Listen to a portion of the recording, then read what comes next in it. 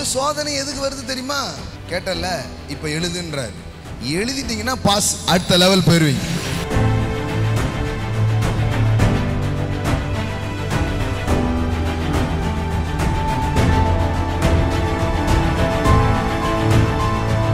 பைபிள்ல போட்டிருக்குது, யோசேப்பு கனிதரும்.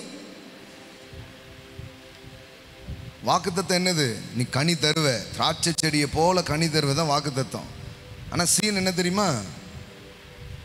வில் வீரர்கள் அவனை மனம் மடிவாக்குவதற்கு ஒரு முயற்சி என்ன பண்றாங்க?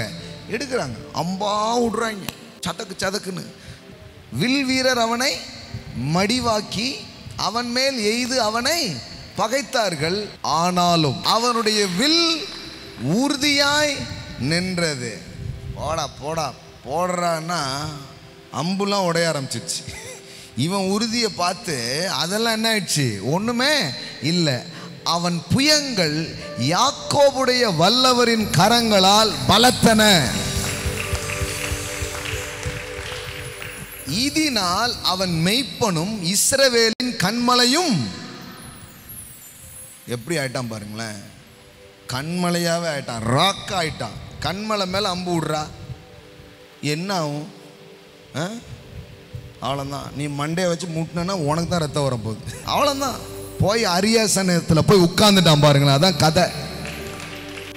அப்போ உங்களை மடிவாக்குறதுக்கு ஏதாவது ஒரு ட்ரை என்ன பண்ணுவான்? ஏதாவது அம்பை விட்டு பார்ப்பான். அதுக்கு தானே வாக்குத்தத்தம். வேற எதுக்கு வாக்குத்தத்தம்?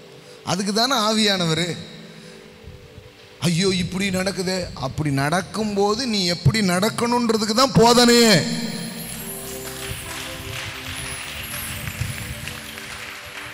நல்லா படிச்சுக்கிட்டு இருக்கிறோங்க, எவ்வளோ நல்லா இருக்கு, டக்குன்னு எக்ஸாம்ன்றாங்க.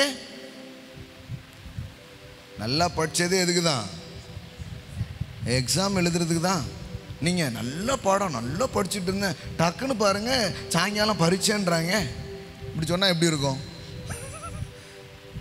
பரீட்சையில் தான் கற்றுக்கிட்டதை பயன்படுத்த முடியும். அப்போ ஒவ்வொரு சோதனை எதுக்கு வருது தெரியுமா? கேட்டல, இப்போ எழுதுன்றார். எழுதிட்டீங்கன்னா பாஸ், அடுத்த லெவல் போயிருவீங்க.